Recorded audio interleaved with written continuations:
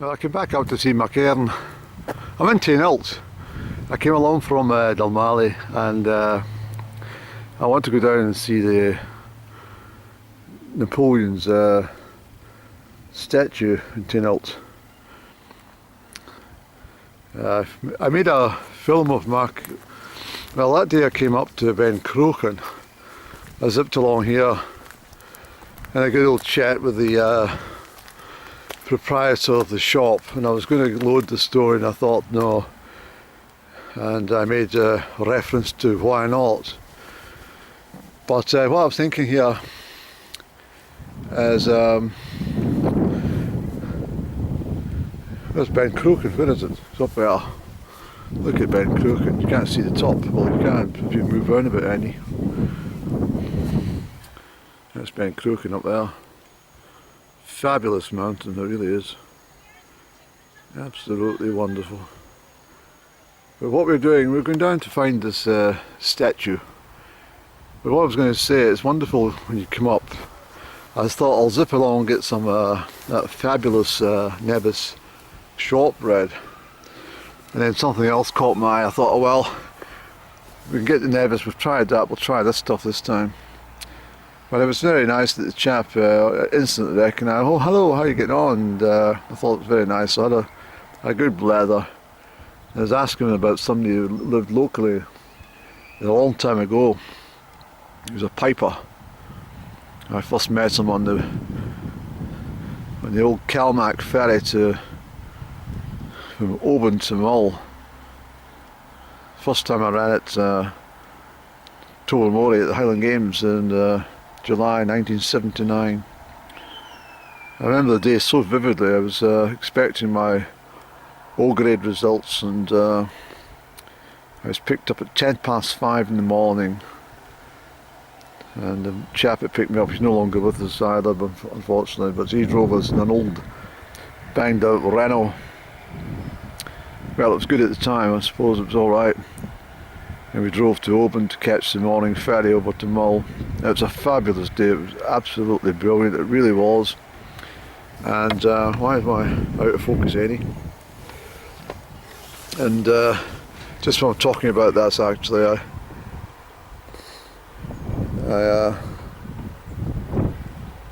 I truly had an amazing time. And he says to me, he says, coming back in the ferry was fantastic. The ferry slows by half an hour on the return leg, give the passengers ample time to drink up. And anyway, the piper I'm talking about, I know his name, I'm not going to give it, but he knew people back home, and I approached him because I said, what a wonderful tune you've just played. He says, oh, thank you. I says, may I buy you a whiskey? Well, yes please. I think I said to him, would you like a dram? And he says, oh yes please. And I said, well, I'll go, what's your favourite whiskey? He says, Black Bottle please. I says, I'll go and get you a Black Bottle whiskey. And on the return leg from the Mull Games, the chap that drove me up in the Renault says, Eddie, you got anything to go home for? I says, well, yes, entirely. I says, I've got my results coming through, I want to see how I got on. Well, can they not wait for a couple of days? I says, why? He says, we've just been invited down by such and such person down to his hotel in Inverary. I says, what, he's going to put us up? He says, he's putting up all of us. All the runners that have come up here today, he's putting the whole lot of us up as a thank you. Everything's laid on, free food and free drink. I says, well, I don't think you want to go, don't you? And he says, yes, of course. I says, well, I don't have much choice, do I? And he says, well, come on. I says, oh, definitely. I must admit, a fabulous night. A really, really decent night, and I know the names of the people as well, but I'm not telling you them. I don't mean actually on the top of the stone. That's wonderful, isn't it? That is absolutely fab. But the local area keep this, like the local community keep this bit up here. I see they've been even in the churchyard itself, the graveyard place. It's well kept, and I was spotting a lot of the wild flowers and stuff. You know, the yarrow and the harebell and stuff. You know. Yep. That's Crieff up there. Aye, we've got a wee bit mist. That's just happened the last 20 minutes actually. That mist come on down. But that's you looking up Glencoe in that direction. Yes. Is this Glen Etive then? That's Glen Etive. Uh-huh. Because basically that's Loch Etive. Aye. That's Loch Etive, that's Glen Etive. And if you go down there, you'll get the Connell Bridge. If you go round the corner, Aye. down there you can see the Connell Bridge. But there's Ian's shop down there. Where is it? Just down at the bottom of that wheel. Oh, I see it from here, yeah. Goodness me. That's the back of his shop. Aye. But the place he was directing you to come up was up that wheel All right. there. Okay. So it's like to the left of the church, and there's a wee gate down at that I bit. see. Well, that's the way I'll take it back then. No, you can go either way, but that's where he was directing you in. I've done up to Benderloch, and I like going to Kenport Appin. Oh, aye. I like going up to that neck of the wood as well. But I thought I was up this far today. So that's Nelson's statue here in Taynuilt in Argyllshire. I'll put up some wee bit of information about it. That was a very helpful lady I met just coming up the hill there. She said, I'll show you where it is. And I said, well, that's very kind of you. I don't think I would actually found it without assistance, because I said to the chap in the shop, I'm going up to the kirk. He said, well, you take a left from the kirk. But she said, it's this left. But no, I don't think I would have found it. Well, maybe I would have, I don't know. So, I like Taynuilt. This is my third time, as I say, I've been at this kirk. I'll come back round to go in because it's open. I want to see this church and have a prayer in here. I like the church's going.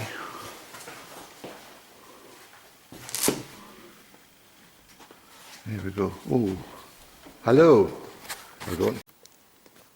Well, what's the chances of that, eh? The church wasn't open at all. It was one of the church elders who let a heating inspector in, and just for a couple of minutes. The time I walked past this kirk where I was sitting earlier on, it wasn't open.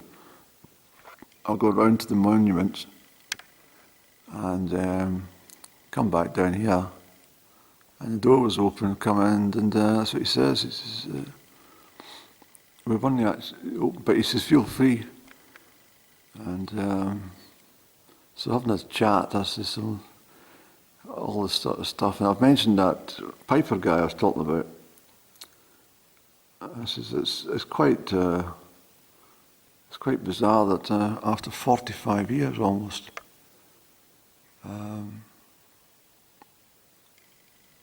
Well, it's 44 years, isn't it? That I can talk about that man as though I met him just yesterday afternoon. That's just how much influence this old man had on me. He was as rugged as you could imagine. He was a proper Highland countryman with a kilt, and I won't say too much about his background, but he was his old bash pipes and stuff. And he said, I said to him, I said, "Where are you from?" And he says, "I'm from Taynuilt." "Where did you come from yourself, son?" I says, "Crieff." "Oh, do you ken so and so? And do you ken this man and that man?" I says, I do, I definitely do. I'll tell him Duncan was asking for them.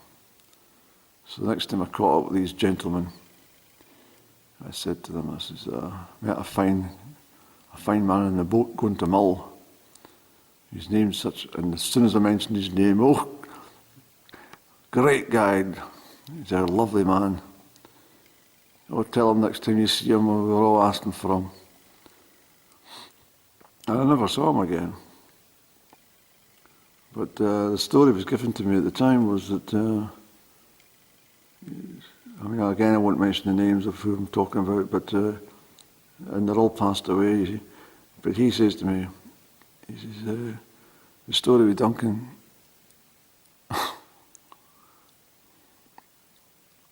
cut. The story with the man you're talking about is he was walking across Rannoch Moor, and he was heading for a funeral, and on his march across the moors, he caught a vision of his brother walking just ahead of him. And he shouted to him and said, "What on earth are you doing? Where are you going?" And there was no answer, no reply. And this man thought it was extremely puzzling that his brother should be somewhere that he shouldn't be without even mentioning he was going, because he knew that this chap was going to the funeral somewhere. And in those days, of course, you kind of waltzed and hitchhiked everywhere. There wasn't any real ways of getting anywhere. And as I said, often the quickest way was across moors or through glens if you wanted to get from A to B, if you couldn't afford the train or the bus or anything like that. And anyway, 3 days later when he got home, they said to him, "I've got bad news for you. It's your brother."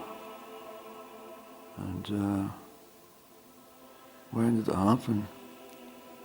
And they gave him the date. And that was the day he saw this brother on Rannoch Moor just walking ahead of him.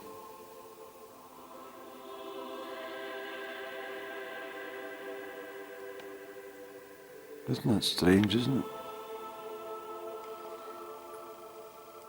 But this is an old kirk, and apparently it's a Telford church, the road builder. It wasn't. I'm just going to check the dates and stuff when I go outside, but anyway, I said to that church elder, I says, "I'm just going to take a moment for prayer." He says, "Feel free." And look at the time. We'll sit and talk about that.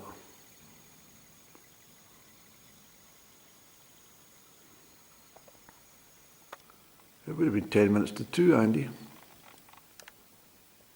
It's strange, eh? My God, life is strange for you, boy.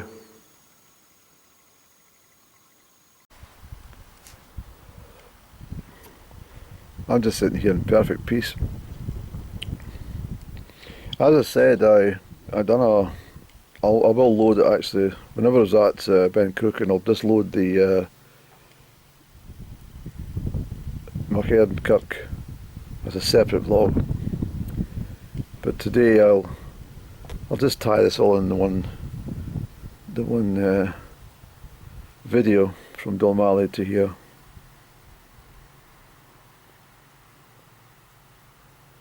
What extraordinary that's 10 to 2 again, isn't it? I have a special association with that time for some reason. I don't know what it is. Oh, I did try and look at it a bit more in depth last year, but the succession of these times that I've had, and even just recently at Killin, was it Killin show? I think it was 10 minutes to 2 when I came round to enter the flower show, wasn't it? And it's not like I know that the time is around that. It's not. It's time. I'm oblivious to time. Even though I carry a wristwatch, I very rarely look at it, unless I'm perhaps heading somewhere. I maybe want to check to see my, how well I'm doing in my travels or something. But my days, I don't look at the watch at all. It's not important to me. Days just take care of themselves, the way they're meant to. Rushing around, panicking and trying to squeeze everything in between the supermarket and the latest soap. It's not my style of living. Definitely not. But anyway, we'll have this little restful break here, and we'll move back down the brae to the car. God bless this chair and all who sat upon it. The inscription reads, on your 90th birthday, with love from Jean, Esme, Julia, Laura and Sandy.